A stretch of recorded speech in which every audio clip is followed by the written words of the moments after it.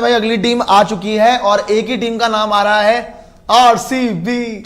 RCB यार ये आप चीटिंग कर रहे हैं। देखिए आरसीबी का नाम आरसीबी का ज्यादा है और भी लोगों का नाम है और भी टीमों आरसीबी का ज्यादा आ रहा है। देखो ना अब आरसीबी जीत रही है यहाँ पे। आरसीबी है भाई। वैसे यार बहुमत में तो आरसीबी ही जीत रही है। आरसीबी है तो हम आरसीबी के आईपीएल भी आरसीबी जीतेगी। आप देखना बहुमत नहीं सिर्फ आईपीएल भी हमारा है। अब देखो आप ऐसे ख्वाब ना देखें जो ख्वाब मतलब नहीं, ये ख्वाब हकीकत में बदलेंगे। ऐसे ख्वाब ना देखें जो कभी पूरे ना हो सके। अब बुरे होंगे आप देखना। ये ऐसे ख्वाब अब ना देखें बेहतर है। देखिए हर साल उम्मीद लेकर आते हैं जी हम ट्रॉफी जीत जाएंगे, इस साला कप नाम दे भी अब फेमस। अब तो खैर बच्चे को पता है कि क्या इसका मतलब होता है। हर साल एक ही नारा, लेकिन वो फिर जाता है मारा मारा नहीं होगा यार, जाता है बेचारा। जीतेंगे इस बार हम आरसीबी का। आईपीएल में प्लेऑफ तक पहुंच के मिल जाती है हार। अच्छा आरसीबी का भी बता देते हैं भाई आपको, हो जाती है सीजन से बाहर। आरसीबी का भी आपको पर्स बता देते हैं। आरसीबी की पहले पूरी लिस्ट बता दें कि आरसीबी के नंबर ऑफ प्लेयर्स जो रिटेन किए गए वो 19 है। ठीक है, अब उसके अंदर आपके ओवरसीज प्लेयर्स कितने हैं? 5 ओवरसीज प्लेयर्स हैं जो ये स्पेंड कर चुके हैं ऑलरेडी, वो है 76.75 करोड़। अब रिमेनिंग कितना है आफ्टर रिलीजिंग मतलब ट्रेडिंग कैमरन ग्रीन लेने के बाद जो उन्होंने 17.5 करोड़ का दाम लगा दिया ऑलमोस्ट, इनके पास बचा है 23.25 करोड़। आपने जो पर्स आपके पास सबसे ज्यादा था, आप इस ऑक्शन में जाने वाले थे सबसे मोटे पर्स के साथ, पर अब आपका जो अमाउंट है वो बहुत नीचे गिर चुका है सिर्फ एक खिलाड़ी को शामिल करने के लिए। बट अब इनको स्लॉट्स कितने फिल करने हैं, बात है मेन ये कि इनको इस पैसे में कितने स्लॉट फिल करने हैं। तो इनके भी 6 स्लॉट इनको फिल करने हैं, साथ ही में इनको 3 ओवरसीज स्लॉट्स चाहिए। तो पांडे जी कैसे देख रहे हैं आप? ये देखें ना, आरसीबी ने जो कैश डील कर ली, कैमरन ग्रीन को ले लिया, 17.5 करोड़ लगा दिए।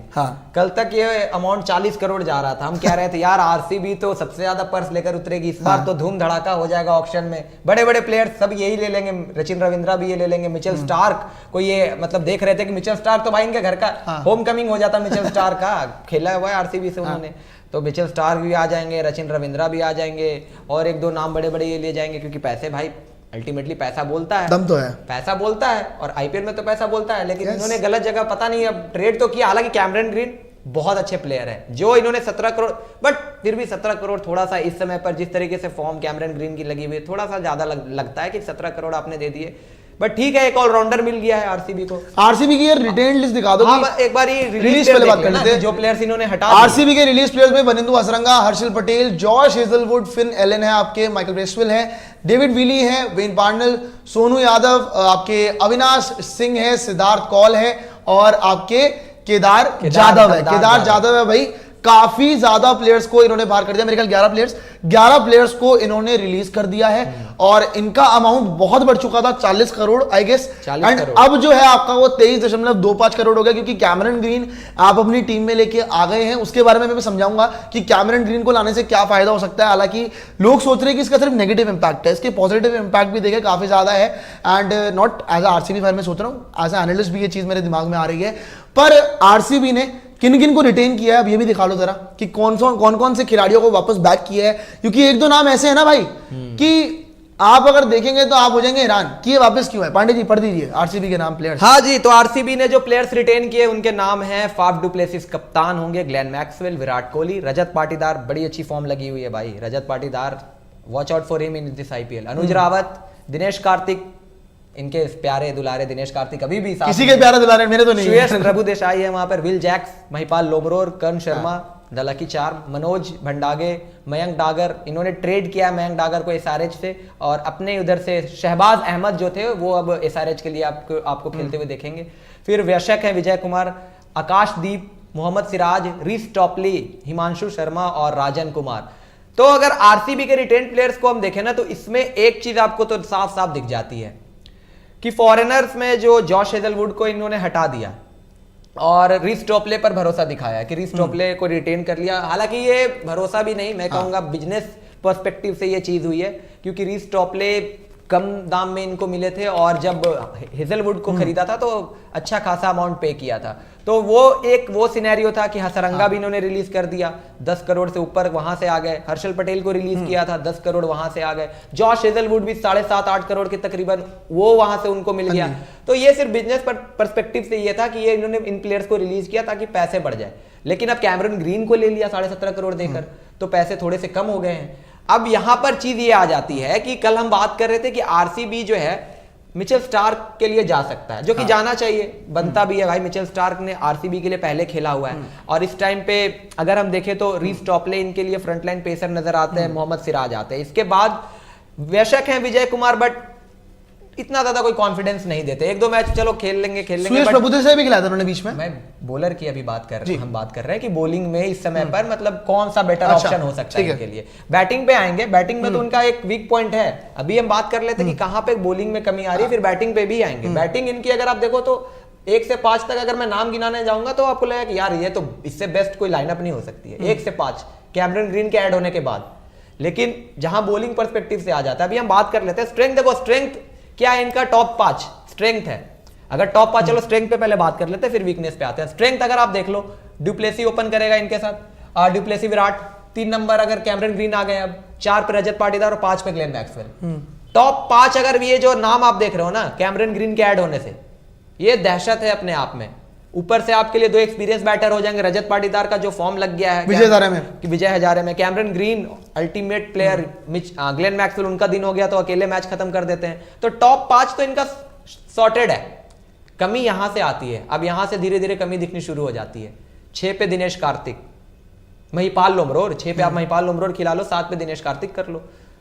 क्या वो लोअर ऑर्डर में आपको कॉन्फिडेंस मिल रहा है? एज एन आरसीबी फैन अगर मैं आपसे पूछूं, एज ए आरसीबी फैन अगर आप बताएं कि 6 पे दिनेश कार्तिक या 6 पे महिपाल लोमरोर, 7 पे दिनेश कार्तिक, तो क्या ये लोअर ऑर्डर आपको कॉन्फिडेंस देती है, कंसीडरिंग कि एक प्लेयर जो अपने आखिरी स्टेज पर है बिल्कुल करियर का, और दूसरा प्लेयर जो मतलब ठीक है किसी मैच में चल जाए तो चल जाए, वरना वही है बनी तो बनी, नहीं तो देखो भाई आरसीबी की मैं सीधी सीधी बात बता दूं, मैं दिल से बहुत समय से फॉलो कर रहा हूं इस टीम को, पर एक कमी जो है वो बहुत सालों से ये चीज सामने हो चुकी है।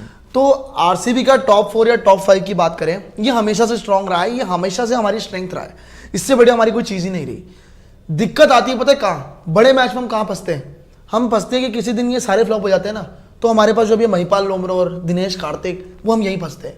अब आप दिनेश कार्तिक को अगर देख रहे हैं, अगर आप दिनेश कार्तिक को वहां पे देख रहे हैं, तो दिनेश कार्तिक ने हालांकि एक सीजन अच्छा गया था उनका, नो डाउट, बट पिछला सीजन अगर आप उठा के देख लो, आपने जितनी बार उनसे एक्सपेक्ट किया वो आपको मैच फिनिश करके देंगे, आपको एक अच्छी फिनिश देंगे, या तो पहले बैटिंग करते हुए भी अच्छी फिनिश देंगे, वो दिनेश कार्तिक से हुआ नहीं। अब कभी कभार पता होता क्या है कि आपका बड़े से बड़ा बैटिंग ऑर्डर भी कोलैप्स कर जाता है, तो क्या दिनेश कार्तिक के पास वो एबिलिटी है कि वो चला के खेल जाए? क्या पता आपके 10 ओवर्स में 4 विकेटें गिर जाए, वहां पे दिनेश कार्तिक को गेम चला पाएंगे? यही दिनेश कार्तिक के साथ दिक्कत हर इंडियन टीम के साथ भी रही है। T20 वर्ल्ड कप आप उठा लो यार, दिनेश कार्तिक से ऊपर हमेशा आप किसी और को भेजते थे, क्योंकि आपको पता है कि दिनेश कार्तिक तो हमने आखिरी ओवर्स के लिए बचा के रखना है, तो हर बार तो आप दिनेश कार्तिक को सेव करके रखोगे नहीं आखिरी ओवर्स के लिए, कभी तो दिन आना है।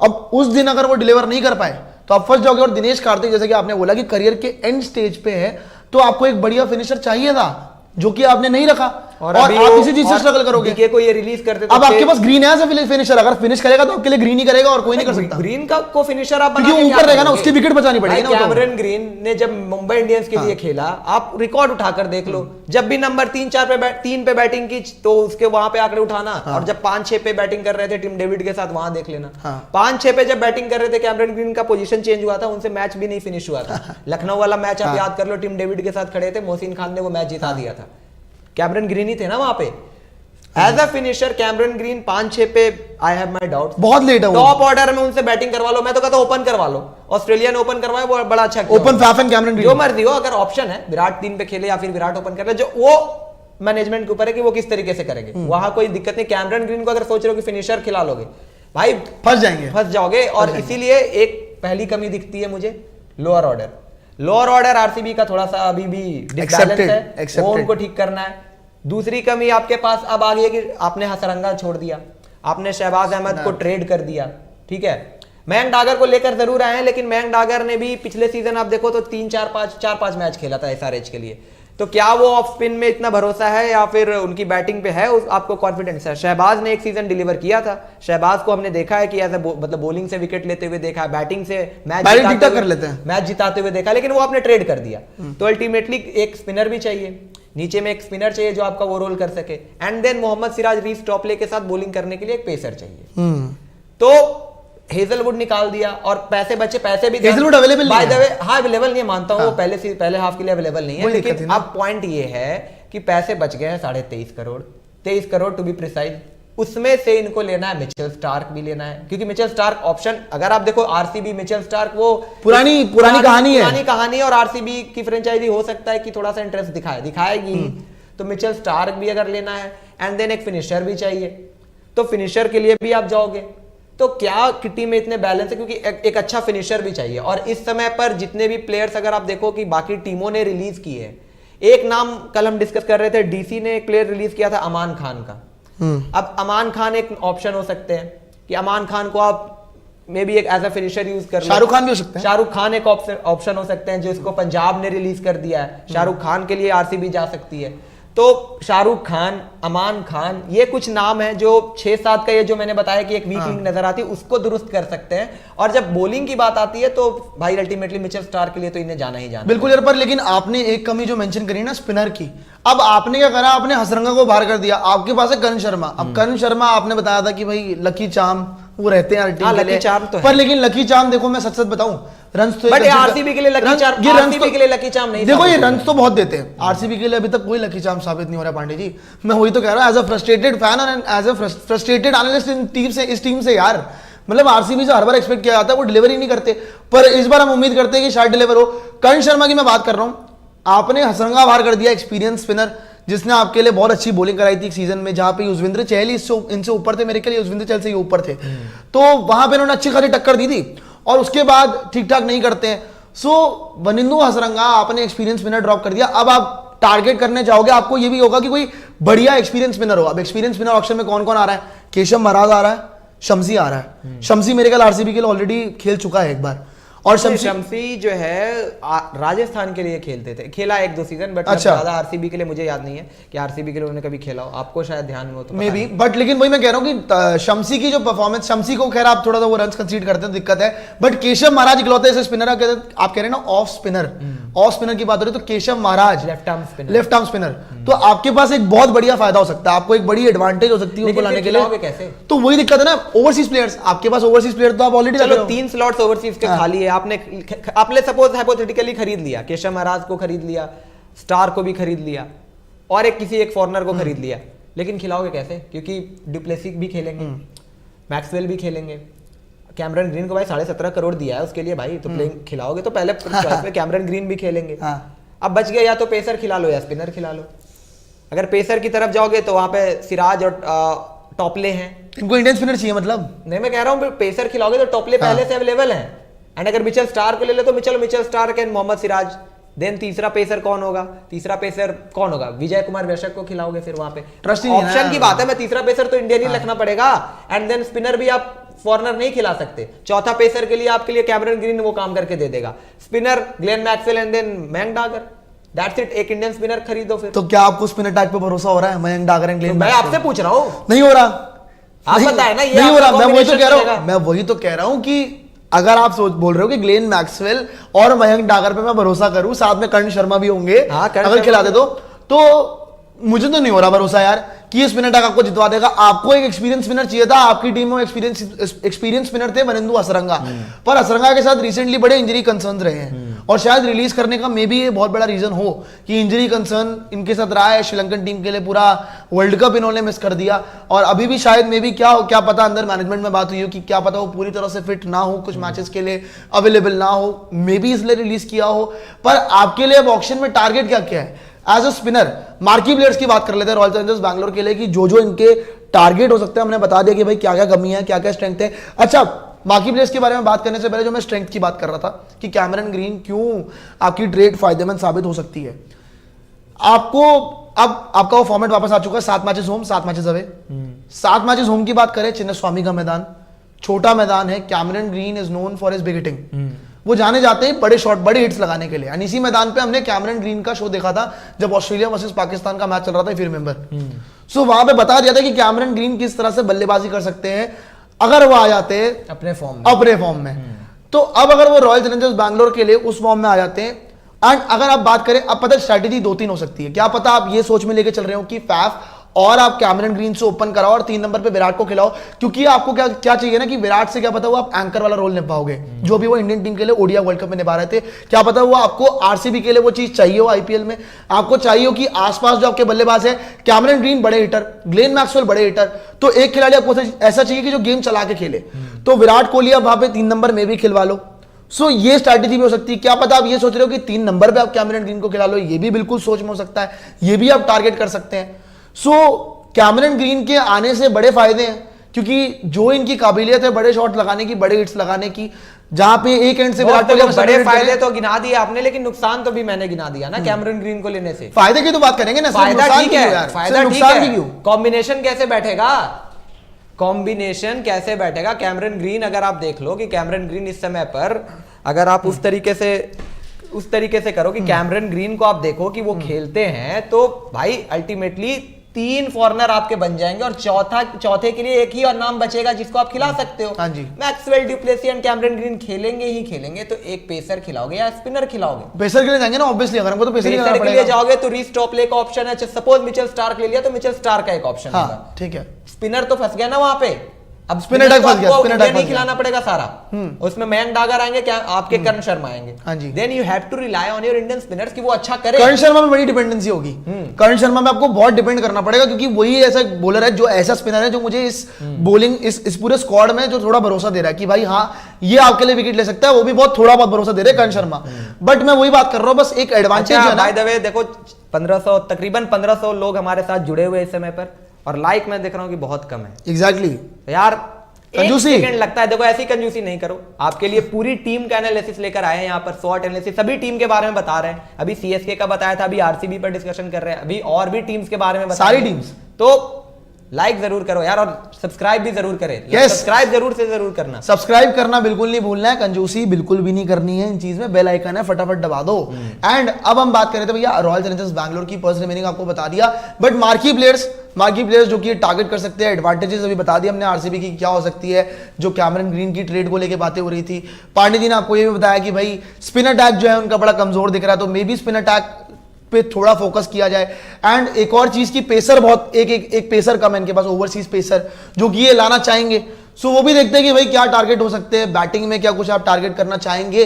पर रॉबिन एक बार दिखा दो वो बड़े नाम जो कि आपके ऑक्शन में आने वाले हैं, जिन पे सभी टीम्स की निगाहें होंगी कि भाई ये खिलाड़ी तो हमें टीम में चाहिए। हालांकि आरसीबी के फैंस इवन इंक्लूडिंग मी, मैं बात बोल रहा था कि भाई हमारे पास तो 40 करोड़ है, हम तो स्टार्क भी लाएंगे, हम तो सचिन रविंद्र भी लाएंगे।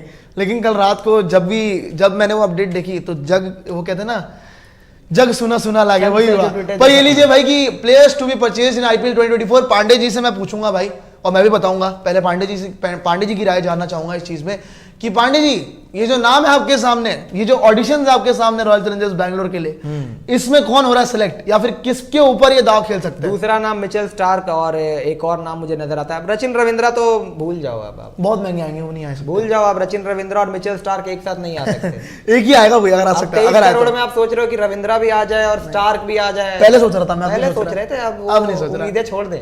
अच्छा स्टार्क के अलावा कौन? स्टार्क आ सकता है, और एक और कोई नाम है तो केशव महाराज, 5-6 स्पिनर जो हमने बात करी कि स्पिनर इनका टारगेट हो सकते हैं। लेकिन फिर वही बात है ना भाई, महाराज भी ले लोगे, स्टार्क भी ले लोगे, खिलाओगे किसी एक को। अच्छा देखिए, नॉट टारगेट शम्सी। अच्छा शम्सी भी ओवरसीज होगा आपका, शम्सी ओवरसीज है भाई, इनको इंडियन प्लेयर के लिए जाना पड़ेगा। शाहरुख खान की बात हमने कर ली थी, अमान खान हमने एक ऑप्शन बताया था, और भी 1-2 नाम है जो एज अ फिनिशर ये देख सकते हैं। इसके अलावा पेच यही फंसता है कि अगर ये स्टार को भी ले लेंगे, ये महाराज को भी ले ले, या जो मर्जी ले ले, 3 फॉरनर ऑलरेडी इनका 11 में पक्का नजर आ रहा है, तो खिलाएंगे किसी एक को। यस अभी इनको 3 ओवरसीज स्लॉट फिल करने हैं, 6 टोटल स्लॉट है इनके पास, और अमाउंट जो है लगभग 23.25 करोड़ का है, क्योंकि इन्होंने कैमरन ग्रीन को ट्रेड कर लिया, कैमरन ग्रीन को अपनी टीम में शामिल कर लिया। देखते हैं भाई ये पैतरा इनके लिए सही गिरेगा या नहीं गिरेगा।